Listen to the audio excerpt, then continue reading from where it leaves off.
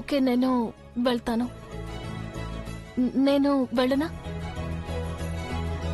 Good night sir. నీకు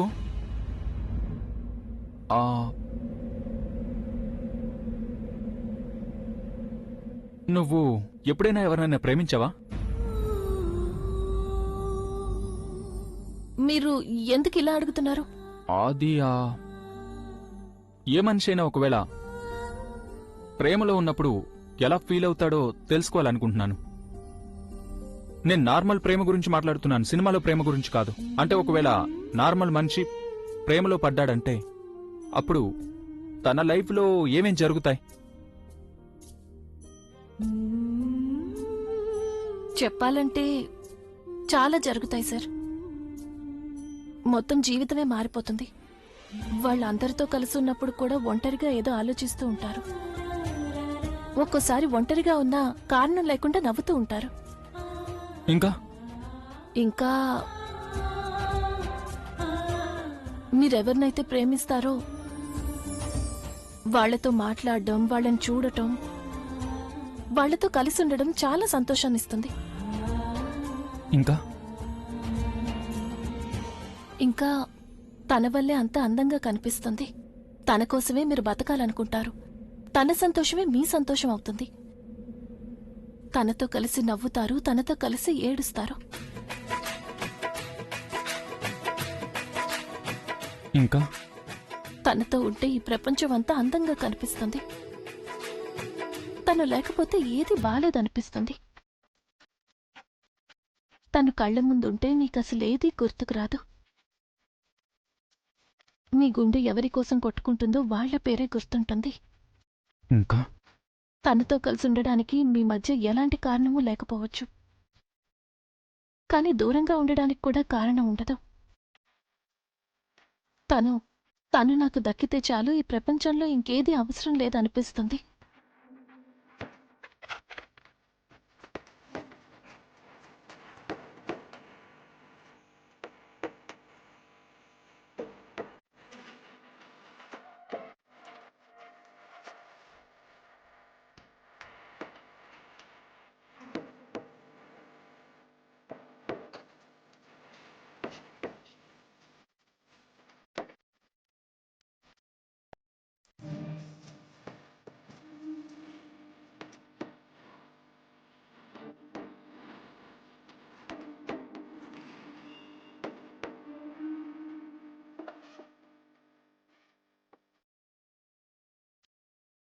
so నువ్వు కూడా ఎవరినో ప్రేమిస్తున్నావు కదా?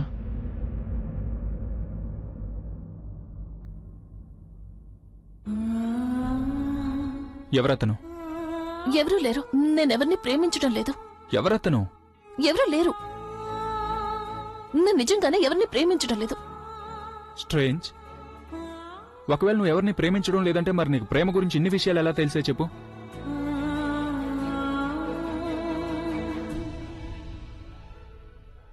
ఇప్పుడు నువ్వు ఏవైతే చెప్తున్నావో ఇవన్నీ పుస్తకాల్లో చదివి విన్న మాటలు కావు. ఇవన్నీ నీ మనసులో నుంచి వచ్చాయి. ఎందుకంటే ఆ మాటలు తిన్నగా నా మనసుకు చేరుకున్నాయి. వాటిలో కొన్ని అర్థం కాలేదు, కానీ వినడానికి మాత్రం చాలా చక్కగా అనిపించాయి. పైగా నీ మాటలు వింటుంటే నీ మనసులో ఏదో బయటికి చెప్పుకోలేని బాధ ఉందని నాకు అనిపిస్తోంది. అంటే ప్రేమలో ఫెయిల్ అయినట్టు. ఎవరినో ప్రేమిస్తున్నావు, ఎవరినో ఇష్టపడుతున్నావు, కానీ వాళ్ళని పొందలేకపోయావు అన్నట్టు. లేదు, అలాంటిదేమీ లేదు. మీరు నా మాట అలాంటిదేమీ లేదని నీకు ఖచ్చితంగా తెలుసా? సారీ, నేను నీ పర్సనల్ లైఫ్లో తలదూర్చాలనుకోవడం లేదు. అందుకని నేను నిన్ను ఫోర్స్ చేయడం లేదు. నా మనసుకి ఏదనిపించిందో అదే నీకు చెప్పాను. I could be wrong and I'm 100% sure. నువ్వు నా పాటలకు లిరిక్స్ రాసిస్తావు చూడు, అవి ఎంతో అద్భుతంగా రాస్తావు. ఎందుకంటే నీ వర్డ్స్ ఏవైతే ఉన్నాయో అవి మనసులో నుంచి వస్తాయి, అలాగే మనసుకు తాకుతూ ఉంటాయి కూడా. ఆలోచించి, ఒకవేళ నువ్వెవరినైనా ప్రేమించావంటే అదరగొట్టేస్తావు తెలుసా? ఈ ప్రజ్ఞ ఇంకెక్కడే ఉందా? అది కూడా అన్నయ్యతో పాటు. ఇప్పుడు తన్ని ఒక్క నిమిషం కూడా ఒంటరిగా వదలటం నాకు నష్టం కలుగుతుంది. రెప్పపాట్లోనే తను మ్యాజిక్ చేయడం మొదలు పెడుతుంది. అన్నయ్య వెంటనే తన వల్ల పడిపోతాడు. మిగతా పనులన్నీ తర్వాత చూసుకుంటాను. అన్నిటికంటే ముందు నేను తను ఈ రూమ్లోకి రాకుండా ఏదో ఒకటి చేయాల్సి ఉంటుంది. నిజానికి ఇవన్నీ నేను నా తన్ను కోసం అడుగుతున్నానంతే. నేను తన్ని ప్రపోజ్ అయితే చేశాను, కానీ నేను తన్ని ప్రేమిస్తున్నానో లేదో అనేది నాకు తెలియట్లేదు. ఐ మీన్, నువ్వు ఇప్పుడు చెప్పినట్టుగా నాలో అలాంటి ఫీలింగ్స్ ఏమీ లేవనిపిస్తోంది నిఖిత. నేను చేసేది కరెక్టా తప్పా అనేది తెలియక కన్ఫ్యూజ్ అవుతున్నాను. మేబీ నేను కొంత టైం తీసుకోవాలేమో. I think with time everything will be all right. Maybe కదా? అరే, నువ్వు ఇంకా ఇక్కడేం చేస్తున్నావు? చాలా లేట్ అయిపోయింది. నువ్వు ఈ పాటికే ఇంటికి వెళ్లాల్సింది కదా. అలాగే నీకు డ్రైవర్స్ అందరూ గెస్ట్లను డ్రాప్ చేయడానికి వెళ్లారు, అందుకని నేనే నిన్ను డ్రాప్ చేసి వస్తాను. వద్దు సార్, నేనే వెళ్ళిపోతాను. Who's the boss? Boss is always right. Follow me, let's go. ఏం ఆలోచిస్తున్నావక్కా? నువ్వు ఆలోచిస్తున్నది మరి నువ్వేమనుకుంటున్నావో చెప్పు. ఏం చేయాలి? నాకేమీ అర్థం కావడం లేదిందు. ఏం చేయాలో తెలియడం లేదు. నాకు కూడా ఏం అర్థం కావట్లేదక్కా. కానీ ఏం జరిగినా అదే మన మంచికే అని మాత్రం అనిపిస్తోంది. ఏదైనా మంచి జరగడం చూడాలంటే మనం మన కళ్ళను మూసుకుని ఉండాల్సిందే. జరిగేదాన్ని ఇలాగే జరగనిద్దామక్కా. ఈ సమయంలో ఒకవేళ అభికేమైనా గుర్తు రావడం మొదలైందంటే, అప్పుడు తనకేమైనా జరిగిందంటే? అక్కా, మనం ఎంతకాలం ఇలా భయపడుతూ ఉంటాం? ఒకవేళ అభికేమైనా జరిగే అవకాశం ఉంటే ప్రజ్ఞను తన్ను మొదటిసారి చూసినప్పుడు ఏమైనా అయ్యుండేది కదా. అందుకని మనం ఇప్పుడు రివర్స్ లో ఆలోచించాలని నాకు అనిపిస్తోందక్కా. ఒకవేళ అభికేమైనా గుర్తొస్తుందంటే అలాగే రానిద్దాం. ఎవరికి తెలుసు, అదే మంచిదేమో. చెప్పాలంటే అలా జరిగే అవకాశం ఉందిందు. ఏ తప్పు జరగకుండా ఉంటే చాలు. ఎందుకంటే ఎంత నమ్మకం మనకి అలా జరగడం గురించి ఉంటుందో, దానికి ఎన్నో రెట్లు ఎక్కువగా భయం ఉంటుంది ఎక్కడైనా తప్పు జరుగుతుందేమోనని. మనం ఆలోచించినంత మాత్రాన ఏమీ మారిపోదక్కా. ఏం చేసినా అది ఆ భగవంతుడు చేస్తుంటాడు. తను ఏం చేసినా అది మన మంచికే చేస్తాడు. ఒకవేళ ఇప్పుడు మనం ప్రజ్ఞకి హెల్ప్ చేయలేమంటే అప్పుడు కనీసం తనని మనం ఆపకుండా అయినా ఉండాలి. నేను మాత్రం ఎప్పుడు ఆపానెందు. నేను వాళ్ళిద్దరూ సంతోషంగా ఉండాలనే కోరుకుంటున్నాను. వాళ్ళిద్దరూ ఒకటవ్వాలనే కోరుకుంటున్నాను. కానీ అలా జరిగిందంటే అప్పుడు ఆ తన్ను ఏం చేస్తుంది? మళ్ళీ తను ఏమైనా తన్ను ఇక ఎవరిని ఏమీ చేయలేదక్కా. ఈసారి ఒకవేళ ఆ తన్ను మన ప్రజ్ఞని ఏమైనా తప్పు చేయడం కాదు కదా, తప్పు చేయడం గురించి ఆలోచించినా సరే తన జుట్టుతోనే నేను తన పీకకి ఉరేసి చంపేస్తాను. నువ్వేమీ భయపడొద్దు, నేనున్నాను కదా.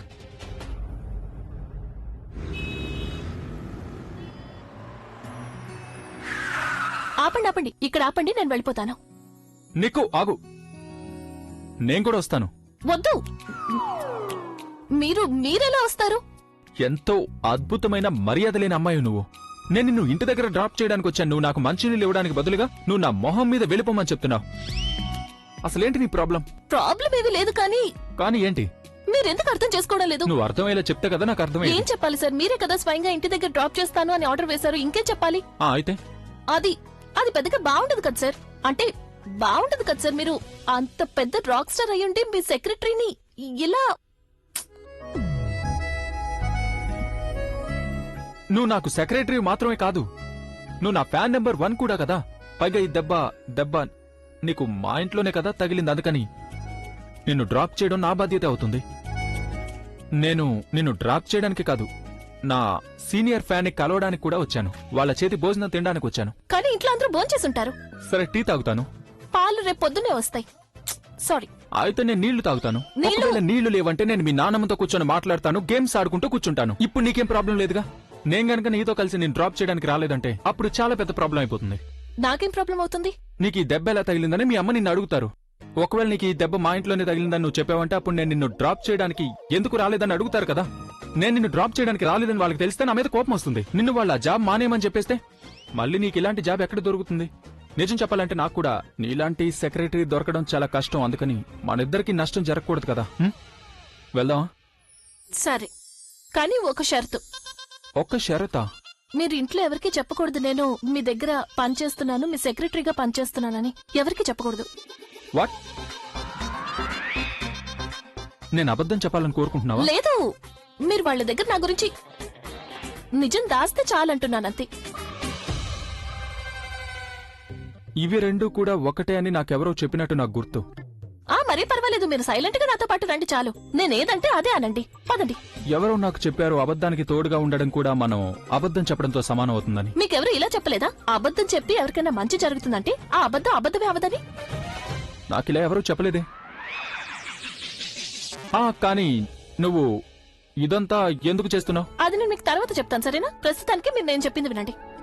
సరే, ప్రస్తుతానికి నేను నువ్వు చెప్పినట్టే చేస్తాను. కానీ రేపు ఇంటికి వచ్చినప్పుడు దీని గురించి పూర్తిగా నిజం చెప్పాలి. ఒకవేళ నువ్వు గనక నిజం చెప్పలేదంటే అప్పుడు నేనే ఇక్కడికి వచ్చి నీ ఫ్యామిలీకి నిజం చెప్పేస్తాను. అలాగే, తప్పకుండా చెప్తాను, నిజం చెప్తాను, తప్పకుండా చెప్తాను. What are you waiting for? పద పద వెళ్దాం. రాబిన్, అవుట్ హౌస్ కి వెళ్లి నువ్వు ఒక టేబుల్ చైర్ పెట్టించు. ఇక ఈ పనులన్నీ రేపు ఉదయం 10 గంటల్లో పూర్తయిపోవాలి. ఓకే? ఆలియా, నువ్వు అవుట్ హౌస్ లో పనిచేసుకుంటున్నావా? అంటే నా ఉద్దేశం, అక్కడ ఆఫీస్ ఎందుకు పెట్టావు? నేను కాదు వైశాలి వదినా, ప్రజ్ఞ అవుట్ హౌస్ లో ఉంటూ పనిచేస్తుంది. అదేంటంటే అన్నయ్య తన సెక్రటరీగా పెట్టుకున్నప్పటి నుంచి తను రోజంతా ఈ ఇంట్లోనే అటు ఇటు తిరుగుతూ ఉంటుంది. ఇక నుంచి ప్రజ్ఞ అక్కడి నుంచే పనిచేస్తుంది. ఇక తను ఈ ఇంట్లోకి రాదు, అలాగే ఎవరి రూమ్ లోకి వెళ్ళటానికి వీల్లేదు. ఆలియా, చూడు, నువ్వు ఇదంతా చేయడానికి ముందు అభిన్ ఒక మాట అడిగావా లేదా? అన్నయ్యని అడగాల్సిన అవసరం నాకే ఉందానమ్మా. తను నో చెప్పడని నాకు నమ్మకం ఉంది. నిజానికి అభిక్ కూడా బాగా తెలుసు తను ఏ పని చేసినా వాళ్ళ నానమ్మ తనకి నో చెప్పదని. అయినా సరే తను నానమ్మని ఒక మాట అడిగే చేస్తాడు. Okay, fine. నేను అన్నయ్యని తప్పకుండా అడుగుతాను. కానీ అన్నయ్య ఏమని జవాబు చెప్తాడో దాని గురించి నాకు తెలుసు. కానీ దానికంటే ముందు రేపు ఉదయం 10 గంటలకల్లా పని మొత్తం అయిపోవాలి. ఇంకా ఎందుకు నిలబడ్డావు? వెళ్ళు.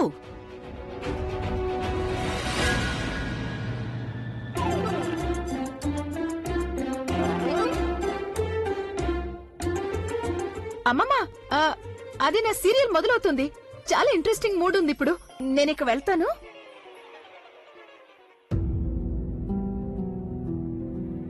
అక్క, నీకేమనిపిస్తోంది? ఇదంతా చేయడం వల్ల ప్రజ్ఞ ఇల్లు వదిలేసి వెళ్ళిపోతుందనా? లేదు, ఆలియా ఇదంతా దానికోసం చేయడం లేదు. ప్రజ్ఞ ఇల్లు వదిలేసి వెళ్లిపోతుందని కాదు ఇందు. తాను ఇదంతా ఎందుకు చేస్తుంది అంటే మన అభికి ప్రజ్ఞ దూరంగా ఉంటుంది అని. ఎందుకంటే తనిదంతా భరించలేకపోతుంది. ఇప్పుడు ప్రజ్ఞ మాటిమాటికి అభి గదిలోకి వెళ్ళొస్తుంటే దానివల్ల వాళ్ళిద్దరి మధ్య దూరం తగ్గిపోతుందని ఆలియాకి అనిపిస్తోంది. అలాగే వాళ్ళిద్దరూ ఎంతో దగ్గరవుతారని భయంగా ఉన్నట్టుందిందు. అది ఒకవేళ అభికి జ్ఞాపకశక్తి తిరిగొచ్చేస్తే అప్పుడు అభి అన్నిటికన్నా ముందు ఏం చేస్తాడో తనకు తెలుసు. తాను ఆలియాని ఈ ఇంటి నుంచి బయటికి పంపించేస్తాడు. అలాగైతే అక్క, మనం ఏదో ఒకటి చేయాల్సిందే. అవుట్ హౌస్ ఆఫీసుగా మారడానికి ముందు ప్రజ్ఞ అభికి దూరం కావడానికి ముందు మనిద్దరం ఖచ్చితంగా ఏదో ఒకటి చేసి తీరాల్సిందే. ఇక అది కూడా ఉదయం 10 గంటలకి ముందే. నువ్వు కంగారు పడుతుంది, నేను అంతా మేనేజ్ చేస్తాను. షుగర్ కూడా చాలా ఎక్కువగా ఉంది కదా. అది సరేలే, షుగర్ లెవెల్ కాస్త ఎక్కువగా ఉంది, కానీ ఇలా చూడు, కొలెస్ట్రాల్ చాలా తక్కువగా ఉంది కదా. అమ్మమ్మ, భోజనం విషయంలో కూడా మీరు జాగ్రత్త తీసుకోవాలి. అలాగని నేను కాఫ్ సిరప్ మానేయడం కుదరదు కదా. ఇదంతా దానివల్లే జరిగిందని నా అనుమానం. రేపటి నుంచి నేను 2 సార్లకు బదులు ఒకసారి తీసుకుని అడ్జస్ట్ చేసుకుంటానులే. మీరు భోజనం కూడా సమయానికి చేస్తుండాలి.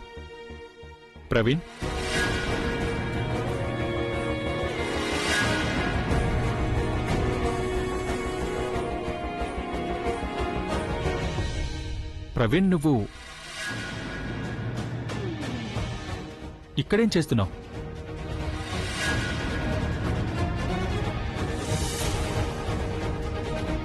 వీళ్ళు నీకు ముందే పరిచయమా? నువ్వు వీళ్లతో మాట్లాడే పద్ధతి చూస్తుంటే నీకు వీళ్ళు ముందే పరిచయం ఉన్నారనిపిస్తుంది. అది నేను... ప్రవీణ్, ఇదిగో ఇది ఆవిడ పాత రిపోర్టు.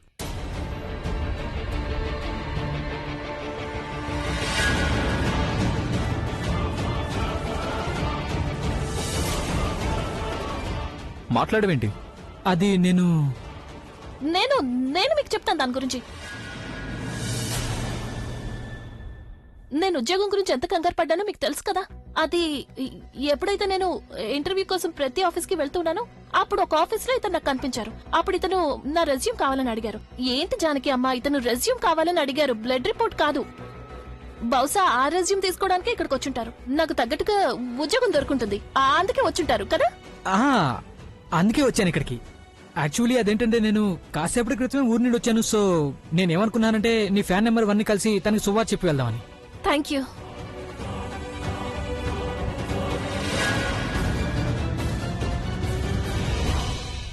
ఈ పన్ను ఫోన్లో కూడా చేయొచ్చు కదా. ఇక్కడికి రావాల్సిన అవసరమే ఉంది. నేను ఫోన్ కూడా ట్రై చేశాను. కానీ వదిన ఈవిడ ఏదైతే రెజ్యూమ్ నాకు ఇచ్చారో దాంట్లో ఫోన్ నెంబర్ తప్పుగా రాసిచ్చారు. నువ్వు ఫోన్ నెంబర్ గురించి వదిలే, ఈవిడ చివరికి అడ్రస్ కూడా తప్పుగానే రాశారు. మీకు తెలుసా నేను మీ ఇంటిని వెతుక్కుంటూ రావడానికి ఎంత కష్టపడాల్సి వచ్చిందో? నేను ఇక్కడికి రావడానికి ఎంతగా కష్టపడ్డానో మీరు జాబ్ వెతుక్కోవడానికి కూడా అంతగా కష్టపడి ఉండరు. ఏంటి నువ్వు? సారీ. What sorry? అయినా నువ్వు నాకు ఫోన్ చేయాల్సింది కదా. నాకు వెళ్ళి ఇల్లు బాగా తెలుసు. అభి, నీకు నీ ఫ్యాన్ ఇంటి అడ్రస్ తెలుస్తుందనే విషయం నాకెలా తెలుస్తుంది చెప్పు? ఒకవేళ ఇంకెవరన్నా ఫ్యాన్ అయితే అప్పుడు నాకు వాళ్ళ ఇల్లు తెలియకపోవచ్చు. కానీ తను నా ఫ్యాన్ నెంబర్ 1 కదా, అందుకని.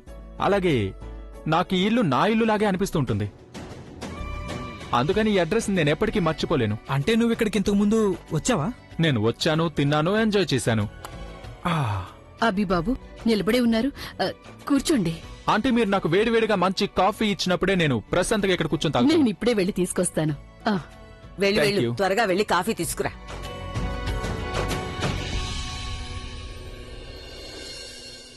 ఇంతకీ సూపర్ కూల్ మామ్ ఎక్కడ కనిపించట్లేదు?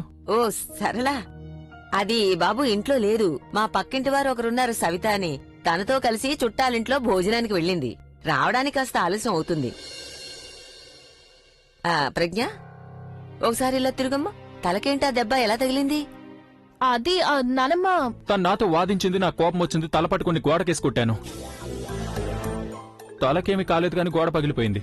ఆ? జోకింగ్ యార్. యాక్చువల్లీ అమ్మమ్మ గారు తన ఆఫీస్లో పని చేసుకుంటుంది, కానీ తను ఎక్కడ ఆలోచిస్తూ పడిపోయింది. టేబుల్ కార్నర్ తన తలకు తగిలింది. మామూలు దెబ్బే, 2 రోజుల్లో పూర్తిగా నయమైపోతుంది. మామూలు దెబ్బేనా? అందుకు నువ్వు డ్రాప్ చేయడానికి వచ్చావా? ఏడుస్తూ కూర్చుంది, బతిమాలుకుంది నన్ను. ఒకవేళ నేను తను గనక డ్రాప్ చేయలేదంటే అప్పుడు వాళ్ళ ఇంట్లో వాళ్ళు తన్ని జాబ్ మానేయమని ఫోర్స్ చేస్తారని చెప్పింది. అప్పుడు నాకు బాధగా అనిపించింది. నీకు తెలుసు కదా, నాకు బాధగా అనిపిస్తే నేను ఏమైనా చేస్తానని. Yeah right. అలాగే అదే సాకుతో రాక్ స్టార్ నానమ్మ అలాగే సూపర్ కూల్ మామని కూడా కలవచ్చు అనుకున్నాను. నేను రావడంలా నీకేం ప్రాబ్లం లేదుగా? నాకెలాంటి ప్రాబ్లం లేదు. నువ్వు వీళ్ళని కలవడానికి వచ్చినా, నీ సామాన్లు తెచ్చుకుని ఎక్కడే సెటిల్ అయిపోయినా నాకెలాంటి ఇబ్బంది ఉండదు. అభిబాబు, మా ప్రజ్ఞకి జాబ్ ఎక్కడ దొరికింది? నేను తనకి జాబ్ ఇప్పించాను అంతే. మీరు తన్నే అడగండి జాబ్ ఎక్కడొచ్చిందో. కానీ నేను ఒకటి మాత్రం చెప్పగలను, ఇక నుంచి 24 గంటలు తన నా కళ్ళ ముందే ఉంటుంది. ఏంటి నీ ఉద్దేశం? అసలు అదేం జాబు? అయ్యో అమ్మమ్మ గారు, తన నా సెక్రటరీ.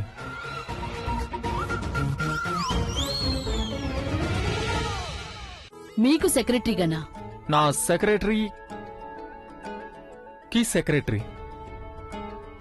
కానీ నీకు అసలు సెక్రటరీ ఎవరు లేరుగా? నీకు నా గురించి అన్ని విషయాలు తెలుసా? అఫ్ కోర్స్ అన్ని తెలుసు. నువ్వు ఊరికి వెళ్తే ఇలాంటివన్నీ ఎలా తెలుస్తాయి? ఇప్పుడు ఒప్పుకుంటావా కరెక్ట్ అని? అదేంటంటే ఆలియా చాలా బర్డెన్ గా ఫీల్ అవుతుంది. తను చాలా పనులు చేయాల్సి వస్తుంది. అందుకని నేనేమనుకున్నానంటే ఒక సెక్రటరీని పెట్టుకుంటే ఆలియాకి చాలా హెల్ప్ అవుతుందని. ఇక నువ్వు ఇప్పుడు తన జాబ్ గురించి టెన్షన్ ఏం పడక్కర్లేదు. నేనంతా మేనేజ్ చేస్తాను. అది నేను చూస్తూనే ఉన్నాను. నువ్వు నీ ఫ్యాన్ గురించి ఎంత కేర్ తీసుకుంటున్నావు.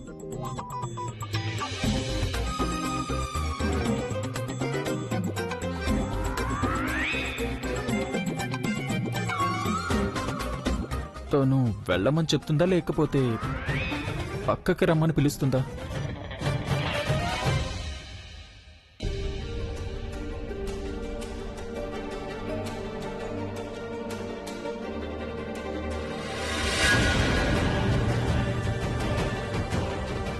అభి, నువ్వు పద, నేను నీతో కొంచెం మాట్లాడాలి. ఇక్కడే మాట్లాడొచ్చు కదా, ఎక్కడికి వెళ్ళాలి? ఇక్కడ అందరి ముందు మాట్లాడడం కుదరదు. నువ్వు పద, బయటికి పద. Excuse me, I'll be back. ఈయన తన్నుని ప్రపోజ్ చేసిన విషయం ప్రవీణ్కి తెలిసిపోయినట్టుంది.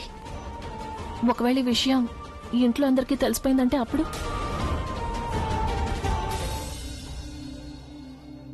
ఏమైంది? నన్ను ఎందుకు ఇక్కడ తీసుకొచ్చావు? ఏమైనా ఎమర్జెన్సీనా ఏంటి? ఏంటిది? తన్ను నీ గర్ల్ ఫ్రెండ్ అనే విషయాన్ని నువ్వు మీడియాకి అనౌన్స్ చేసావా? నీకు తెలిసిపోయిందా?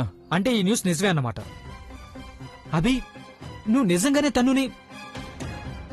అసలు నువ్వు ఎందుకు ఇలా చేసావు? ప్రవీణ్ అర్థం చేసుకోవడానికి ట్రై చేయి, ఎందుకంటే నా దగ్గర వేరే దారి లేదు. అభి, నీకు ఈ ప్రపంచంలో ఉన్న అన్ని దారులు మూసుకుపోయినా పర్వాలేదు, కానీ ఇది మాత్రం కరెక్ట్ కాదు. అసలు ఆ రాత్రి ఏం జరిగిందో నీకు తెలుసా? ఆ రోజు నేను పార్టీకి వెళ్ళినప్పుడు అక్కడ పార్టీలో ఏం జరిగిందో నాకు తెలియదు, కానీ నెక్స్ట్ డే పేపర్లో ఎలాంటి న్యూస్ వచ్చిందంటే నేను తన్నుని బలవంతం చేయడానికి ప్రయత్నించానని. నా పేరు, కెరీర్ అన్ని రిస్క్ లో పడ్డాయి. పైగా నానమ్మకు కూడా కోపం వచ్చింది. నేను మా ఫ్యామిలీ పేరుని చెడగొట్టానని బాగా తిట్టింది కూడా. ఎందుకంటే వేరే దారి కనిపించలేదు నాకు. నేను ఇలా చేసాకే నార్మల్ అయింది. అయినా సరే అభి, ఇంత పెద్ద స్టెప్ తీసుకునే ముందు నీకు ఒక్కసారి కూడా నన్ను అడగాలనిపించలేదా? ఈ విషయం నేను నీకు చెప్పదలుచుకోలేదనుకుంటున్నావా? నేను నీకు ఫోన్ చేశాను కానీ నీ ఫోన్ కలవనే లేదు. మరి నానమ్మ ఆవిడ ఒప్పుకున్నారా?